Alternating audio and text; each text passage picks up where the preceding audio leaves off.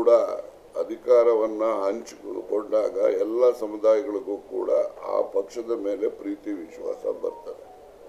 ಸುಮ್ಮನೆ ಯಾರೋ ಕೆಲವೇ ಜನ ಅಧಿಕಾರ ಇಟ್ಕೊಂಡು ಬೇರೆಯವ್ರಿಗೆ ಅಧಿಕಾರ ಇಲ್ಲದೆ ಇದ್ದಾಗ ಆ ಪಕ್ಷದ ಬಗ್ಗೆ ಪ್ರೀತಿ ಆ ಜನರಲ್ಲಿ ಬರ್ತಕ್ಕಂಥದ್ದಕ್ಕೆ ಕಡಿಮೆ ಆಗ್ತದೆ. ಆ ದೃಷ್ಟಿಯಿಂದ ನಾನು ಪ್ರತಿಪಾದನೆ ಮಾಡಿದ್ದೆ.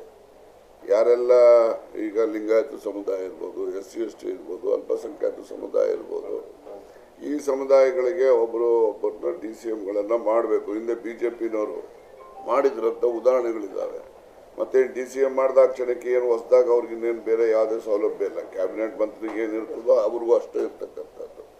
ಆದರೂ ಒಂದು ಗೌರವ ಆ ಸಮುದಾಯದ ಜನರಲ್ಲಿ ನಮ್ಮ ಸಮುದಾಯಕ್ಕೂ ಒಂದು ಪ್ರಾತಿನಿಧ್ಯ ದೊರೆತಿದೆ. ಆ ದೃಷ್ಟಿಯಲ್ಲಿ ನಮಗೂ ಕೂಡ ಒಂದು ಹೆಮ್ಮೆ ಅನಿಸುತ್ತೆ ಅಂತಕ್ಕಂಥದ್ದು.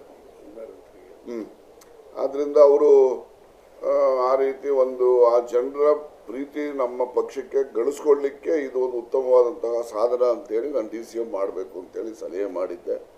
ಆ ಒಂದು ಲೋಕಸಭಾ ಚುನಾವಣೆ ಹಿನ್ನೆಲೆಯಲ್ಲಿ ಅದಕ್ಕೆ ಚಾಲನೆ ಆಗಿರಲಿಲ್ಲ. ಈಗ ಮೊನ್ನೆ ಜಮೀರ್ ಅವರು ಹೇಳಿದ್ದಾರೆ, ಮತ್ತು ನಮ್ಮ ಸತೀಶ್ ಜಾರಕಿಹೊಳಿ ಅವರು ಹೇಳಿದ್ದಾರೆ, ನಾನು ಕೂಡ ಹೇಳಿದ್ದೇನೆ, ಮತ್ತು ಭಾಳಷ್ಟು ಜನ ಕ್ಯಾಬಿನೆಟ್ ಸಚಿವರು ಕೂಡ ಈ ಒಂದು ಅಭಿಪ್ರಾಯಕ್ಕೆ ಸಹಮತ ಇದೆ.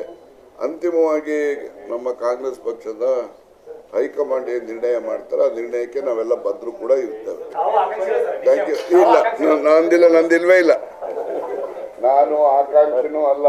ಇನ್ನು ಮುಂದೆ ಯಾವುದು ಚುನಾವಣೆ ನಿಲ್ಲೋ